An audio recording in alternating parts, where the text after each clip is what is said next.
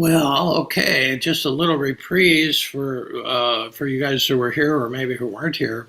Last last week on Christmas Eve, we sort of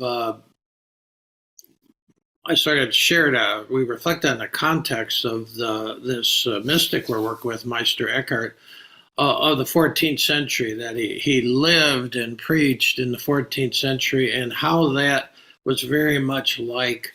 Uh, the century we're living in, even though it was separated by 700 years or so. Uh, it was really a lot alike, and so we sort of talked about that context last week. This week, for New Year's Eve, uh, I wanted to suggest something. Normally around this time, people start talking about New Year's resolutions. And I've never liked that myself.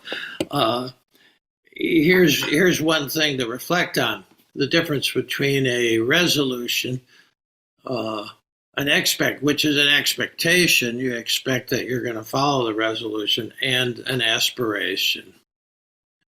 Resolution comes and expectation comes from the ego, and it comes from this whole part of ourself that uh, wants to make ourselves better. It's a bit of an egoic project there.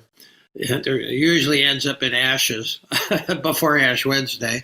But so it's an egoic project, and that's all right. It's okay to have projects around the house and such. You want to. Pam got on me. We finally cleaned out my study here. We're moving books up from the basement, that kind of stuff. That's fine. Those kind of projects are fine. But for yourself, I like to think of a New Year's aspiration. Aspiration is of the soul. It's of your deepest fiber and part. And an aspiration doesn't have a time limit on it. So you could call it a new life and aspiration. It might be more accurate because you got your whole life for this. And it's a real aspiration is kind of a slow forming thing. It evolves. You don't want to put a time limit on it. There's no time limit on aspirations. Yeah, and that's going to play into what we're talking about today. Um, let's start with an old Tibetan practice. The Tibetans have a practice of when they're teaching people, like young kids, really, who come into the monasteries for a monastic formation. They start at the end. That's a trick of them. That they start at the end. They begin at the end. T.S. Eliot famously said, "Our ends are our beginnings," and so we're going to do that today. We're going to sort of start with the end in Eckhart, and then we'll spend some weeks during this winter period diving deeper and deeper into the vast teachings of this man, because I think, again, he's a mystic for this time. But let's start at the end. What did Eckhart live for? And then all the way through this reflection, you can be reflecting on that yourself. What are you living for? And aspiration ties into that. Well, Eckhart lived in four general areas, and then, boy, when we actually dive into him full blast, we'll see that these four areas spoke out like a web into so many different facets. But I'd say if you were to get a sense of what he was living for, first of all, he was a Dominican, and they were preachers. And the Dominican sisters, for instance, were my teachers for my first 12 years. I had Adrian Dominicans the first 8 years, and then Springfield, Illinois Dominicans. I'm living down the road, about a half hour away from the original Dominican house for sisters in this country. So I've always sort of been connected with Dominicans, and they're teachers. So that'd be the first thing. He was interested in deep education. What passes for education now could be anything, but in some cases it's not too deep, sort of shallow, and which is why the souls of the kids turn off a lot of time. But deep education, well, educare, the Latin word, meant to bring forth. And that's what Eckhart was interested in. You know, we caught it in our poem from last week. The idea we're supposed to birth something here, everybody. Christmas just reminds us that we're all here to birth something fantastic in this life, to bring it forth. You know, in the Gospel of Thomas, Jesus was in the same vein, because Jesus said, if you bring forth what is within you, what you bring forth will save you. He was sort of deflecting, maybe it's in the Gospel of Thomas, maybe Thomas was looking to him to save him. He said, no, Thomas, he said, if you bring forth what is within you, what you bring forth will save you. But if you do not bring forth what is within you, what you do not bring forth will destroy you. Harsh saying, but needed sometimes. So we have he was interested in, Eckhart was interested in deep education, this ultimate bringing forth of who you are. Your essence, your true self. The second thing would be he lived for deep ecumenism. He saw everybody as, you know, he wanted to learn from everybody, which got him into trouble because, you know, eventually wanted to learn from the women and wanted to learn from the Beguines. Among other people. Okay. Eckhart is a kind of Rumi or Hafez figure in the West. They're corollaries because they were open to all the streams. And as a matter of fact, one of Eckhart's big images is the underground stream that runs, which we would call the water table now. But he said there's an underground stream of wisdom running through the world. And we're all here, you know, we got like 25 or 26 of us, like 26 wells. And if you go deep enough, you can tap into the same underground stream, even though you're your unique well, you see. And so he used that image a lot. He said there's an underground stream of wisdom that had the mystics from all the cultures. So this was beyond ecumenical or even interfaith thing. It was a deep belief that if you go deep enough, you tap in to the underground stream of wisdom that transcends culture, transcends time. So deep education, deep ecumenism, deep economics, and that plays into the fourth part, deep ecology, eco, and economics, economics. It's talking about the earth, the planet, both in economics and just in its being a primary source in ecology. He was talking about these things. Economics really means the real meaning of economics is earth, the earth household. The earth is our household. The earth is our bank. The earth gives us everything. The economics that we're living in our culture perhaps is not too deep.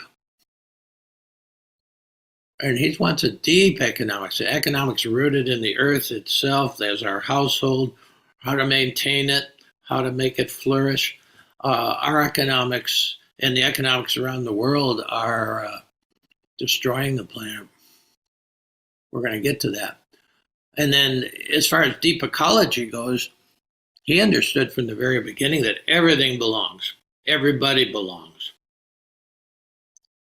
We're connected intimately, whether you know it or not. Nationality, politics, power games and all this kind of stuff separates us. But he didn't have that belief in terms of economics and ecology, that everything belongs. As a matter of fact, that's the sort of the foundational meaning of Catholic. Sometimes it's said universal, like, and the Catholic Church was the first, international corporation, multinational corporation, I guess. But But it really, Catholic meant that everybody belonged.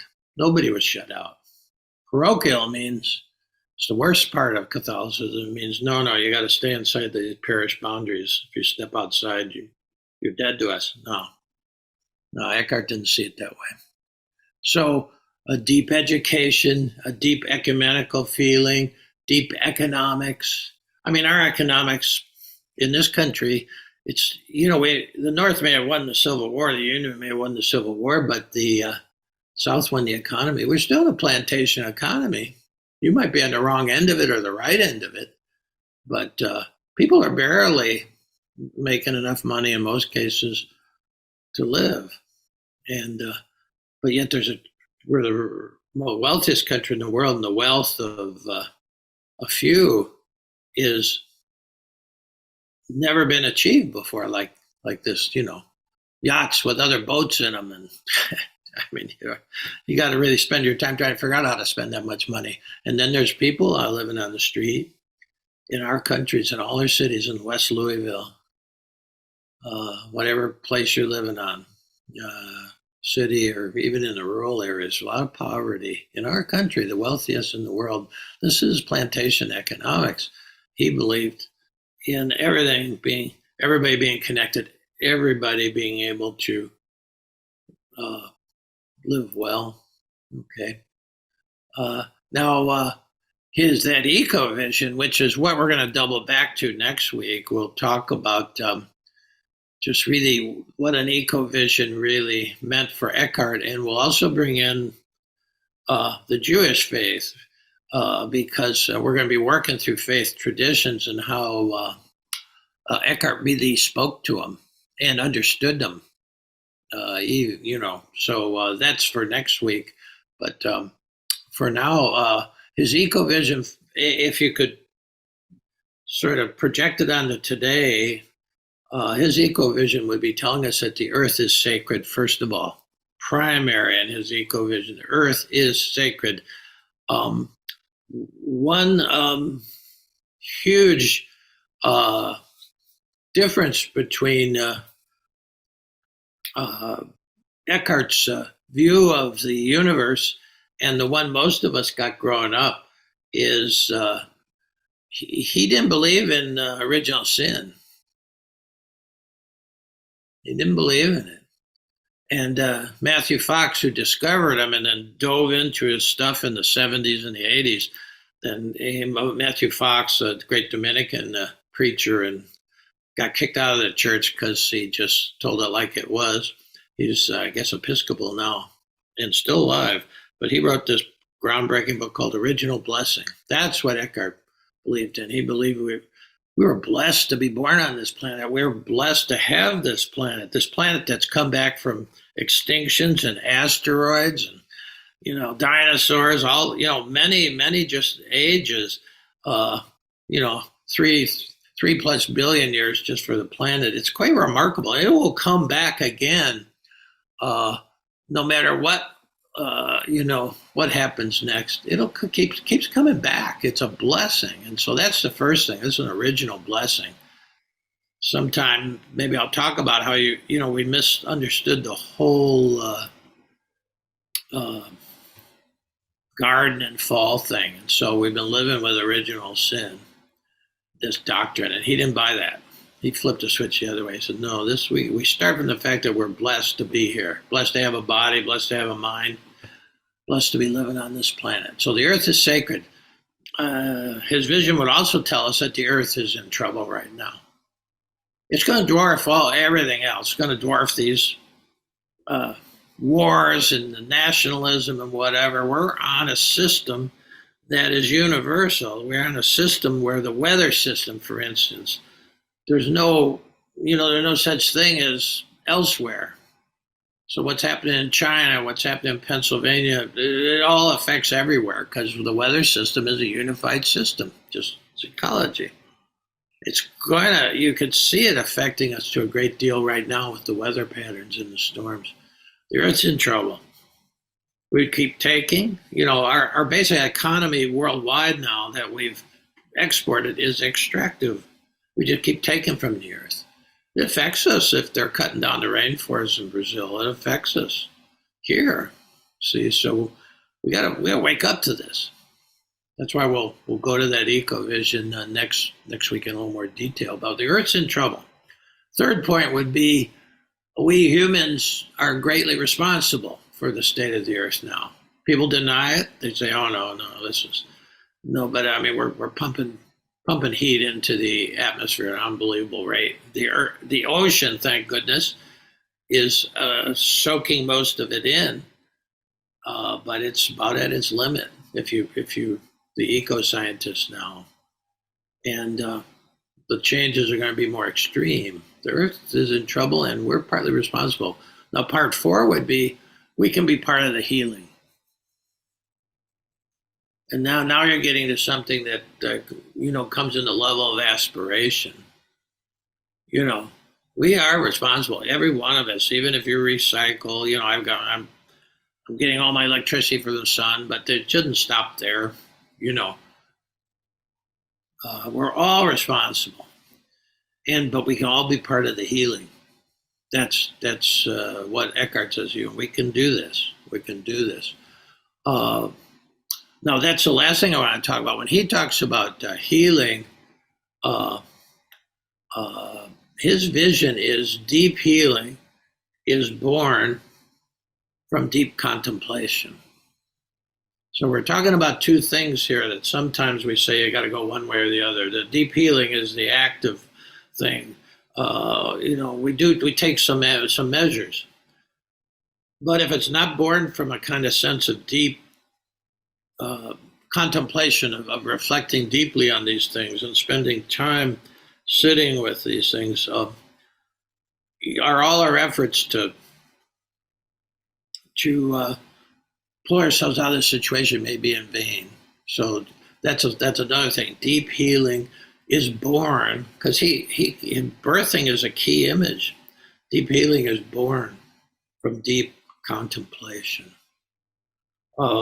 Now, contemplative practice, which we're heading to in a minute, I mean, this is all contemplative practice. This is what they would call lectio. You're listening to words or text, and then you're reflecting on it.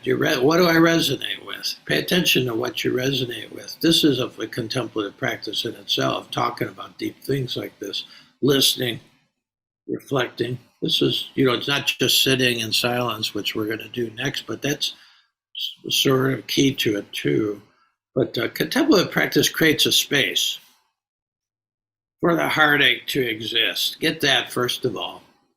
That if you have a contemplative practice, you have a space that can hold the heartache that is this world, that is your individual life, that is your mother dying, that is, all these, that is your job loss, is your addiction. The heart is, contemplative practice creates a space that you can hold all that. And I want to stress the sense of holding. It's a holding area, because you can hold all that without having to numb it, to numb the heartache, to numb the pain, without having to offload it to somebody else, or without having to fix it. There's no fix for what's going on the planet, really. So,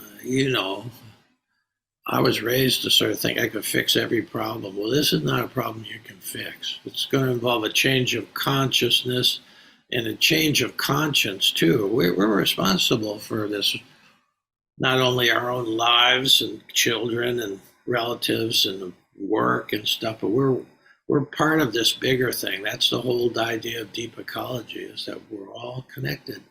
And so we must all be part of this problem. But we can, individually and as a group, we're much stronger together like this. We can heal this. We're talking about healing here. So let's double back from it to 4 ways of dealing with pain or heartache, just the pain of being human. Number 1, I'll give you the first 3 ways that really don't work. They're reactions. We try to numb it. Great line from The Wall by Pink Floyd. Is one of the songs is, I have become comfortably numb. So we try to numb it, and watch regular TV news at around the 6 o'clock hour, and you'll see one drug ad after another. That's not the only way we can numb it, but that's one of the big ways. Oh, we can offload it. So we feel pain or heartache, and let's give it to somebody else. Okay, that's a lot of it. Why do you think these young boys go out and shoot up a bunch of people? They don't know what to do with the pain that they're feeling. Girls cut themselves, maybe. But you can have a politics of vengeance that's coming up, a politics of grievance, where we're going to make these people pay for what has been done. That's a way of offloading it. It doesn't work. It's a reaction. And then finally fix it. We're trying to just fix it, which it's not bad for practical things, but for your own anger, for your own grief, there's no fix for it. Now, the fourth way, which is actually a response that works, is to hold it. And there's no way to hold it. That's why we're trying to give it away. That's why we're trying to numb ourselves. That's why we're, trying to, fix it so we don't have to think about it. Hold it is a response. It's in the holding of the pain that the deep stuff shines through, that our essence shines through. And that's the importance of having a contemplative practice. It's like a holding container that will give you time and space to integrate it, to metabolize it.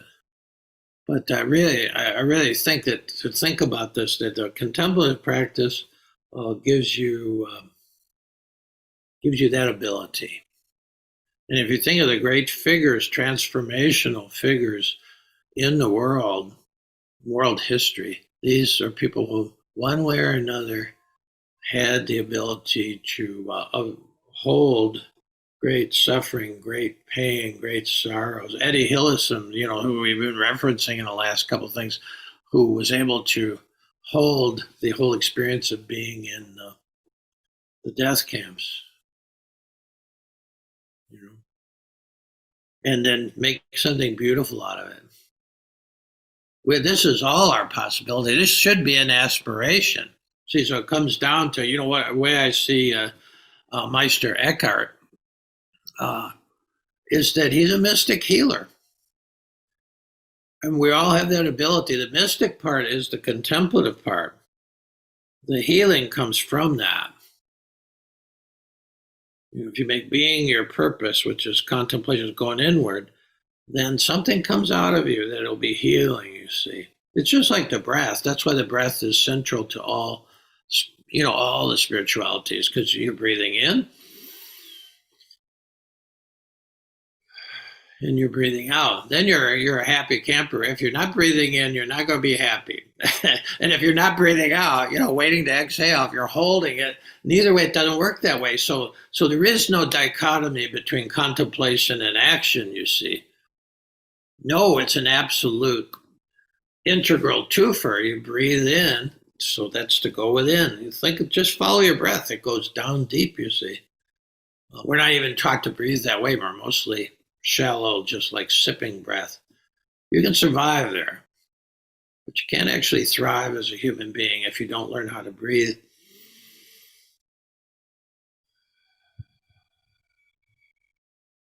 And so you can't just, it's even the monks at Gethsemane, they just celebrated their 175th anniversary. And one of the previous abbots, Damien, told me one time, he said, well, unless we're here doing this for the whole world, we're wasting our time. They have the keen understanding that the practice is just not to make yourself a great meditator or to become holy yourself. He says, we're here for the whole world. They have a very, Merton's great, whatever he got in the contemplative, silence and whatever, he gave it to the whole world. We got, 80 books by Merton. He shared it all, you see. So the breathing in, the breathing out, the contemplation, then the action. You know, if you make being your purpose, which is the breathing in, it's just you and the ground of being hanging out together when we're sitting. We're leaving the surface of things and we're sitting with something deep, something we don't know, a mystery, something you can't see. There's not many people who even venture this way. So, in terms of a new year, a new life aspiration, you're inspired to be, first of all, a mystic, and then what comes from that is a healer, and in your own way.